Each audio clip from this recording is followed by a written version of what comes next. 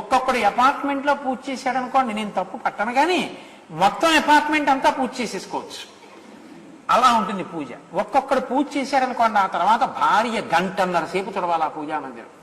నీళ్లు, అక్షతలు, పువ్వులు అన్నీ చేసేసి ఏనుగు స్నానం చేసి వెళ్ళినట్టు వెళ్ళిపోతాయి. ఆ ఈశ్వరుడి మూర్తులు అలాగే ఉంటాయి. అన్నీ చేసేసి అంత అల్లరి చేసి వెళ్ళిపోతాడు. పూజ చేస్తే మా గురువు గారు చేస్తుంటే ముచ్చటేస్తుంది. పూజ చేసే ముందు పదార్థాలన్నీ కుడి పక్కన ఉంటాయి. పూజ అయిపోయిన తర్వాత పదార్థాలన్నీ, పరికరాలన్నీ ఎడం పక్కకి వెళ్ళిపోతాయి.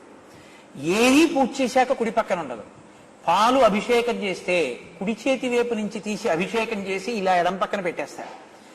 అన్నీ కలిపి చక్కగా ఓ పెద్ద పాత్రలోకి సర్దేసి చేతిగుడ్డతో అక్కడ తుడిచి లేచి వెళ్ళిపోతారు.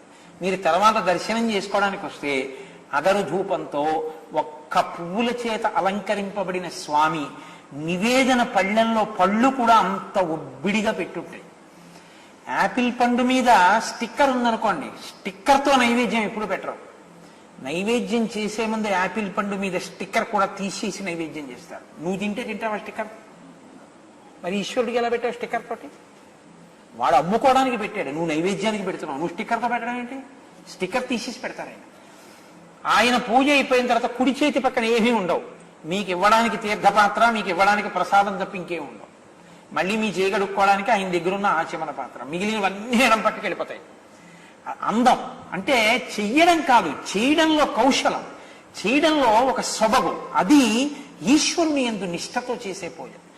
అది తనలో తాను రమించడానికి ఏకాంతంగా చేసుకుంటారు తప్ప 10 మంది చూడాలి, 10 మందిని బాగా పూజా దురంధరుడని తెలుసుకోవాలని చేసేటటువంటి పూజలా ఉండకూడదు.